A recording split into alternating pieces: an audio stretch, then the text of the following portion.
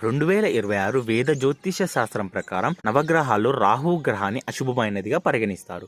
తమ జాతకంలో రాహు ప్రభావం పడకూడదని కోరుకుంటారు. ఎందుకంటే రాహువును ప్రధాన గ్రహంగా పరిగణించరు. రాహువుకు సొంత రాశి కూడా లేదు, కానీ శనితో సమానమైన ఫలితాలు ఇస్తాడని నమ్ముతారు. ఈ నేపథ్యంలో కొత్త ఏడాది 2026లో 18వ తేదీ ఆదివారం రోజున రాహువు కుంభరాశిలోకి ప్రవేశించనున్నాడు. డిసెంబర్ 4వ తేదీ వరకు ఇదే రాశిలో సంచారం చేయనున్నాడు. ఈ సమయంలో ద్వాదశ రాశులపై ప్రభావం పడుతుంది. అయితే కన్య, మీనం సహా 6 రాశుల వారికి ఆర్థిక పరంగా అనేక ఇబ్బందులు ఎదుర్కొనున్నాయి. మీ ఆదాయం కంటే ఖర్చులు పెరిగే అవకాశం ఉంది. ఈ సందర్భంగా రాహు సంచారం వేళ ఏ రాశుల వారికి అశుభ ఫలితాలు రానున్నాయి, రాహు ప్రభావం నుంచి ఉపశమనం పొందడానికి ఏ పరిహారాలు పాటించాలనే పూర్తి వివరాలను ఇప్పుడు తెలుసుకుందాం. వృషభ రాశి వారు కొత్త ఏడాదిలో రాహు సంచార సమయంలో చాలా అప్రమత్తంగా ఉండాలి.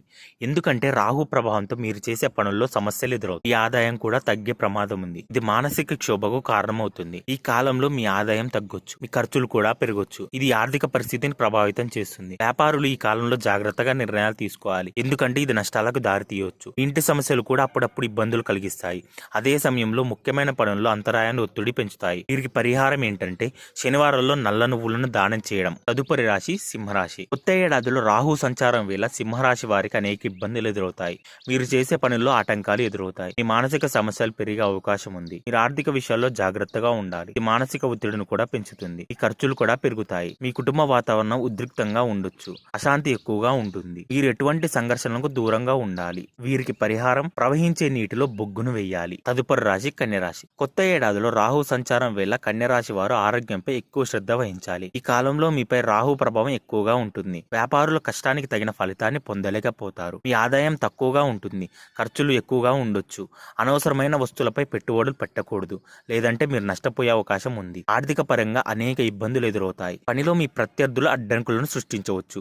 ఇంకా ప్రత్యర్థుల సంఖ్య పెరిగే సూచనలు ఉన్నాయి, కాబట్టి జాగ్రత్తగా ఉండండి. వీరికి పరిహారం కొత్త ఏడాదిలో రాహు మంత్రాలను జపించాలి. తదుపరి రాశి వృశ్చిక రాశి. ఆంగ్ల నూతన సంవత్సరం 2026లో రాహు సంచారం వేళ వృశ్చిక రాశి వారు చాలా జాగ్రత్తగా ఉండాలి. మీ ప్రియమైన వ్యక్తితో లేదా స్నేహితులతో గొడవలు పెరగవచ్చు. బంధువుల నుంచి కొన్ని ఇబ్బందులు ఎదురవుతాయి. వ్యాపారులకు నష్టాలు ఎదురయ్యే అవకాశం ఉంది. ఇది మీ మానసిక ఒత్తిడిని పెంచుతుంది. ఈ కాలంలో పని గురించి చాలా కష్టపడాల్సి రావచ్చు. అయినప్పటికీ మీరు ఆశించిన లాభాలు సాధించలేకపోవడం వల్ల నిరాశ చెందుతారు. మీ ఖర్చులు కూడా పెరుగుతాయి. వీరికి పరిహారం ప్రతిరోజు మహామృత్యుంజయ మంత్రాన్ని జపించాలి. తదుపరి రాశి కుంభరాశి. కొత్త ఏడాదిలో రాహు సంచారం వేళ కుంభరాశి వారికి అనేక సమస్యలు ఎదురవుతాయి. ఈ కాలంలో మీకు శారీరక సమస్యలు వచ్చే అవకాశం ఉంది. అందువల్ల మీరు ఆరోగ్యంపై ప్రత్యేక శ్రద్ధ వహించాలి. కొన్ని కారణాల వల్ల ఒత్తిడి కొనసాగవచ్చు. ఇది మీ ఆరోగ్యంపై ప్రభావం చూపుతుంది. మీరు చేసే పనిలో అనేక అడ్డంకులు ఎదురయ్యే అవకాశం ఉంది. ఈ సమయంలో చాలా ఓపికగా ఉండాలి. ఖర్చులు ఎక్కువయ్యే ప్రమాదం ఉంది. ఇది ఆర్థిక సమస్యలకు దారి తీయవచ్చు, కాబట్టి జాగ్రత్తగా ఉండాలి. కుంభరాశి వారికి పరిహారం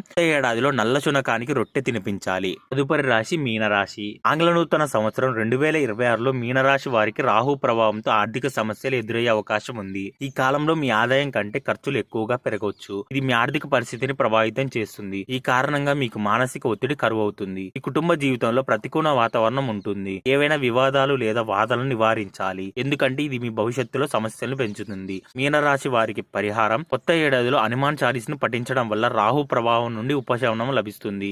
ఈ 6 రాశుల వారి ఈ పరిహారాలన్నీ పాటిస్తే 2026 సంవత్సరం వీరికి ఒక ప్రత్యేకమైన సంవత్సరంగా మారవచ్చు. ఇలాంటి రాశి ఫలితాల కోసం మా ఛానల్ ని ఇప్పుడే లైక్ చేసి సబ్స్క్రైబ్ చేసుకోండి. ధన్యవాదాలు.